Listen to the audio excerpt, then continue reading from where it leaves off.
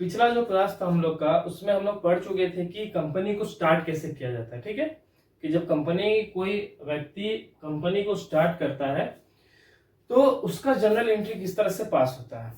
अब कंपनी जब स्टार्ट हो चुकी है तो कंपनी को कुछ सामान खरीदने भी पड़ेंगे और बेचने भी पड़ेंगे, जो कंपनी का सबसे पहला प्रायोरिटी रहता है। ठीक है, कि सामान को खरीदना भी और बेचना भी है। तो बेचने के लिए मुझे सबसे पहले खरीदना पड़ेगा, तो खरीदने के लिए जो परचेज होता है उसका ट्रांजैक्शन किस तरह से होता है विथ जीएसटी, आज की क्लास में हम लोग उसी को डिस्कस करेंगे। ठीक है, तो सबसे पहले जब परचेज का हम लोग ट्रांजैक्शन करते हैं तो परचेज एक व्यक्ति दो तरीकों से करता है। ठीक है, सबसे पहला जो तरीका रहता है वो रहता है आपका कैश में, और दूसरा जो रहेगा वो रहेगा आपका क्रेडिट में। ठीक है, कैश में मतलब नगद, आज सामान के लिए हम पैसे दिए और आज सामान हम घर ले जा रहे हैं। ठीक है, तो ये कैश ट्रांजेक्शन होता है। यहाँ पर इतना ही दूर तक आपका रिलेशन रहेगा उस कंपनी, या फिर आप दुकान भी बोल सकते हैं कि मैंने पैसे दिए और सामान को मैंने खरीद लिया। ठीक है, दूसरा क्या रहता है क्रेडिट ट्रांजेक्शन। क्रेडिट ट्रांजेक्शन का मतलब उधार, कि सामान आज हम ले जा रहे हैं लेकिन कैश जो है इसका हम बाद में देंगे। ठीक है, या फिर एक सर्टेन टाइम हम बोल देते हैं, उस टाइम पे हम पैसा आपको दे देते हैं। ठीक है, तो इसे हम कहते हैं उधार का ट्रांजेक्शन, क्रेडिट ट्रांजेक्शन। ठीक है, अब इन दोनों ट्रांजेक्शन में कंपनी को कुछ एक इंपॉर्टेंट सब्जेक्ट को उठाना पड़ता है। ठीक है, जैसे मान लीजिए कि एक व्यक्ति है जिसने आके मुझे कैश दिया और मुझसे सामान लेके गया, तो मेरा फोकस जो रहेगा वो कैश पे रहेगा। ठीक है, उस व्यक्ति पे नहीं। लेकिन जब कोई सामान हम उधार में बेचते हैं या खरीदते हैं तो उस व्यक्ति पे मेरा फोकस रहेगा, पैसे पे नहीं। क्यों? क्योंकि वो पैसे बाद में देगा, तुरंत नहीं देगा। तो मेरा जो फोकस रहेगा वो किस पे रहेगा, उसके नाम पे रहेगा, कि इस व्यक्ति का नाम मुझे पता है कि नहीं, और ये व्यक्ति मेरे जान पहचान का है कि नहीं। क्योंकि अक्सर लोग उधार उसी को देते हैं जिन्हें हम पर्सनली जानते हैं। ठीक है, तो उस कस्टमर का नाम मुझे याद रखना होगा। और याद रखिए कि जब कस्टमर का नाम हम याद रखेंगे तो उसका नाम हम इसी कारण से याद रखेंगे कि उससे मुझे पैसे या तो लेने हैं या तो मुझे देने हैं। क्योंकि अभी बात कर रहे हैं हम लोग परचेज का, तो परचेज में मुझे क्या करना है, उस व्यक्ति का नाम इसलिए याद रखना होगा क्योंकि मुझे इन फ्यूचर में मुझे उससे पैसे देने हैं। ठीक है, लेने नहीं है, क्योंकि मैं खरीद रहा हूं और मुझे उससे पैसे देने थे, तो मैं अभी ना देके कब दे रहा हूं, 1 महीना या 2 महीने के बाद में दे रहा हूं। ठीक है, तो जब परचेज कैश ट्रांजेक्शन्स में होगा तो मेरा फोकस रहेगा कैश पे। ठीक है, क्योंकि मैंने बोला बिजनेसमैन को रिश्ते से कोई मतलब नहीं, उसके मतलब सिर्फ किससे, कैश से। अब जब मैं क्रेडिट ट्रांजेक्शन करूंगा तो मुझे उस व्यक्ति का नाम मुझे याद रहना चाहिए। अगर मैं खरीद रहा हूं तो मुझे उस व्यक्ति का नाम याद रहना चाहिए, क्योंकि फ्यूचर में मुझे उसे पैसे देने हैं। ठीक है, तो मैं एक कहीं पर उसका नाम लिख दूंगा।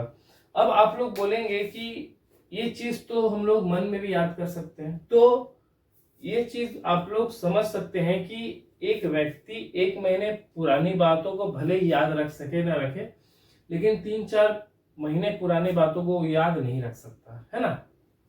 तो उससे क्या होगा, वो भूल जाएगा। भूल जाने से क्या होगा कि उस व्यक्ति को याद है लेकिन मुझे नहीं, तो यहां मिसअंडरस्टैंडिंग क्रिएट हो जाएगा बिजनेस में, कि मुझे उससे पैसे देने थे, मुझे याद नहीं रहा, लेकिन वो पैसे लेने आ गया, जिसके कारण मुझे याद ना रहने के कारण मैं उसे पैसे नहीं दे रहा हूं, क्योंकि मुझे याद नहीं है। तो याद रखने का सबसे आसान तरीका क्या है कि मैं कहीं पर उसको क्या कर लूं, लिख लूं। ठीक है, तो मैंने उस व्यक्ति का नाम लिख लिया और वो अमाउंट लिख दिया कि जितने मुझे उसे देने हैं इन फ्यूचर। ठीक है, ये होता है परचेज के टाइम पे। सेल के टाइम पे सेम चीज आएगी।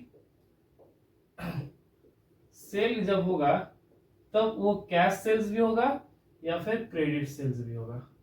ठीक है, कैश सेल्स का मतलब कि जब मैंने किसी सामान को बेचा तो मुझे पैसा मिला, तो मेरा फोकस किस पे रहेगा, पैसे पे रहेगा।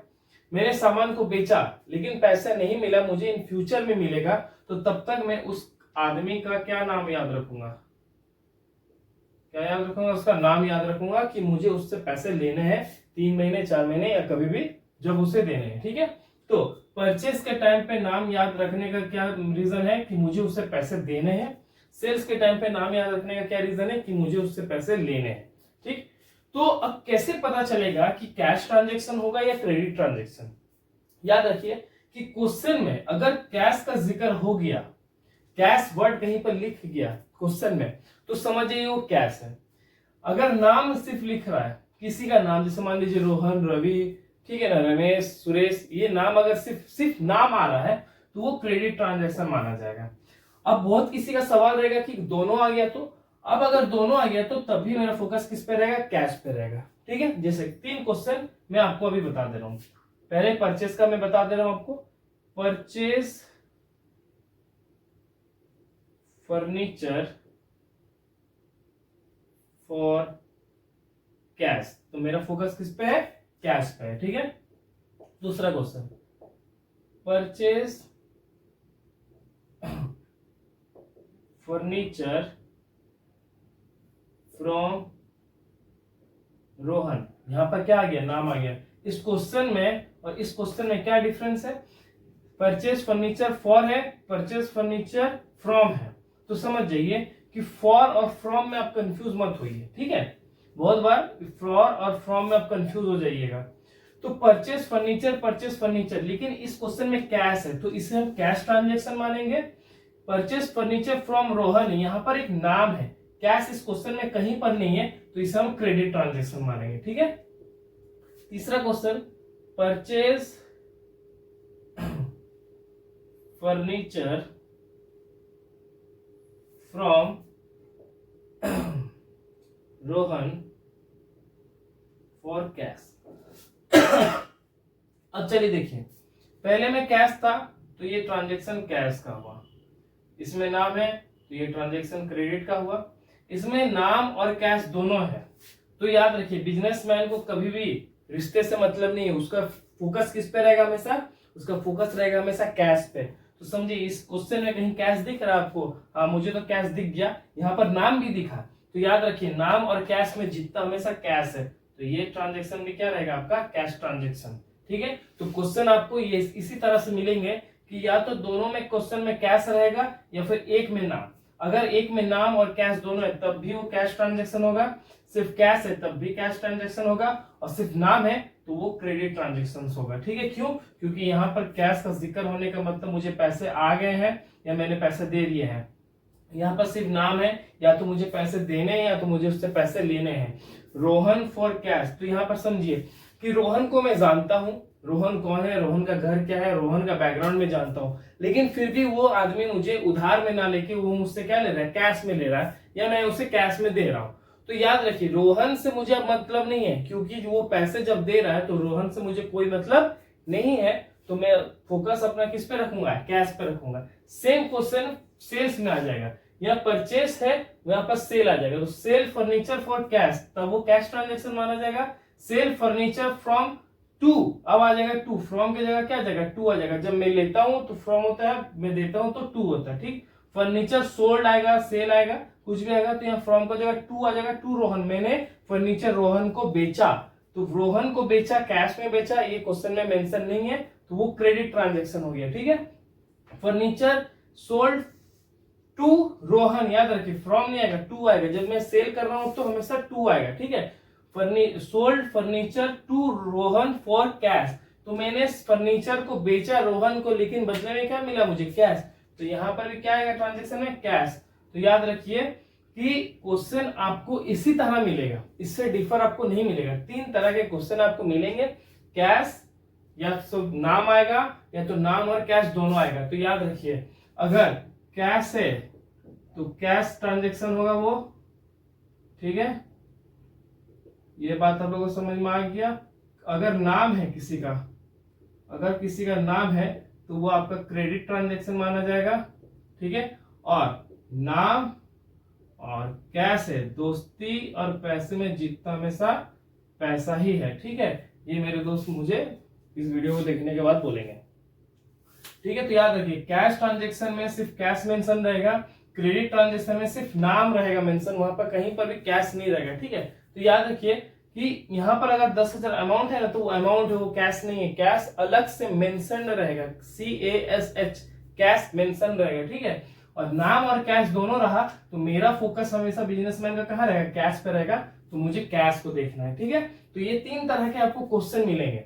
अब बात जब आती है जीएसटी की, तो परचेस के साथ हमेशा लगता है इनपुट जीएसटी, ठीक है। परचेस के साथ हमेशा लगेगा इनपुट जीएसटी और सेल्स के साथ हमेशा रहेगा आउटपुट जीएसटी, ठीक। अब ऐसा क्यों होता है समझिए।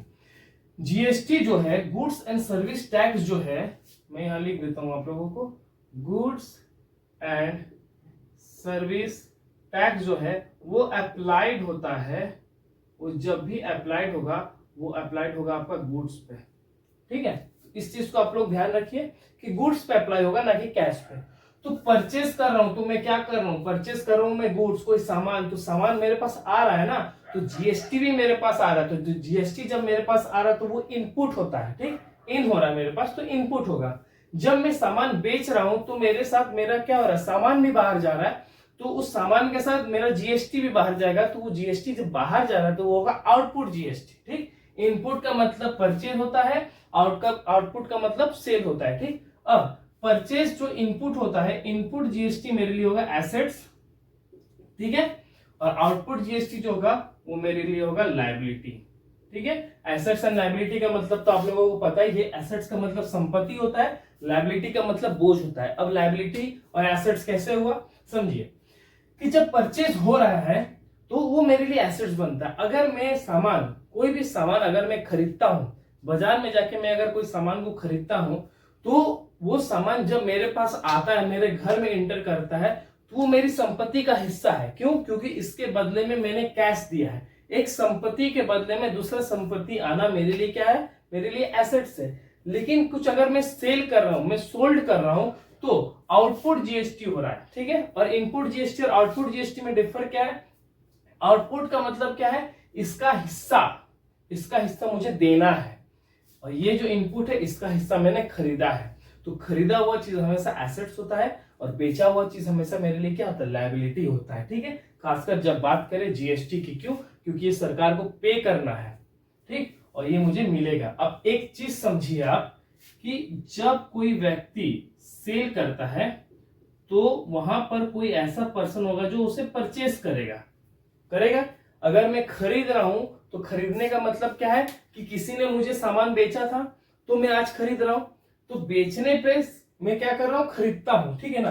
तो जब ये बेच रहा है ना, तो ये जीएसटी भी बेच रहा है, टाइप से आप समझ सकते हैं कि वो सामान के साथ क्या बेच रहा है, जीएसटी बेच रहा है। तो मैं अकेला सामान नहीं खरीदूंगा, मैं उस जीएसटी को भी क्या करूंगा, परचेस करूंगा।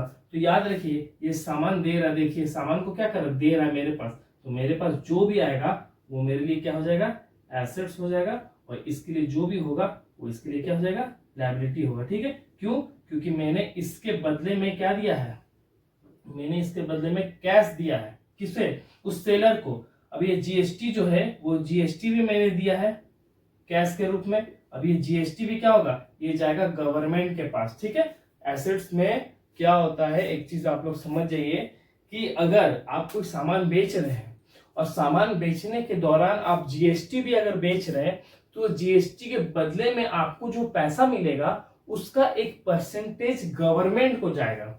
मैंने पिछले क्लास में आप लोगों को बताया था कि जब एक सेम स्टेट में रह के अगर आप खरीद बिक्री कर रहे हैं तो आपका वहां पर सीजीएसटी और एसजीएसटी आएगा, मतलब सेंट्रल और स्टेट दोनों आ जाएगा, ठीक। अगर आप सेम स्टेट में हो तो, लेकिन अगर स्टेट चेंज हो रहा है, जैसे यूपी टू दिल्ली अगर हो रहा है, तो वहां जीएसटी का क्या हो जाएगा, एसजीएसटी, और सीजीएसटी की जगह आईजीएसटी आ जाएगा, ठीक है।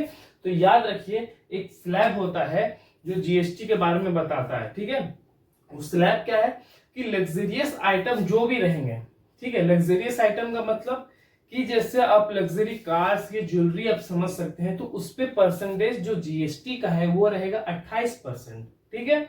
उससे कम रहेगा 18%, उससे कम रहेगा आपका 12%, उससे कम रहेगा आपका 5%, और उसके सबसे ज्यादा कम रहेगा 0 क्या रहता है, सबसे ज्यादा नेसेसरी जो सामान, कंज्यूमबल जो चीज होता है वो 0% पे रहेगा। ठीक है, तो याद रखिए कि क्वेश्चन में आपको ज्यादातर देखने मिलेगा 18%, जिसमें से आपका CGST 9% और SGST आपका 9% रहेगा। ठीक है, मतलब आप कोई भी क्वेश्चन कीजिए उस पर आपको 9% का इनपुट GST या फिर आउटपुट GST आपको देना पड़ेगा। ठीक है, और याद रखिए ये चीज हमेशा गुड्स के ट्रांजेक्शन्स में होगा और अनदर एक्सपेंसेस में भी होगा। ठीक, और इन दोनों GST का आपको सेटअप भी करना है।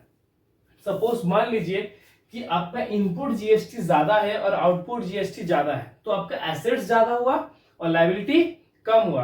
तो एसेट्स ज्यादा लायबिलिटी कम है तो आपका बैलेंस जो बचेगा वो पॉजिटिव बचेगा।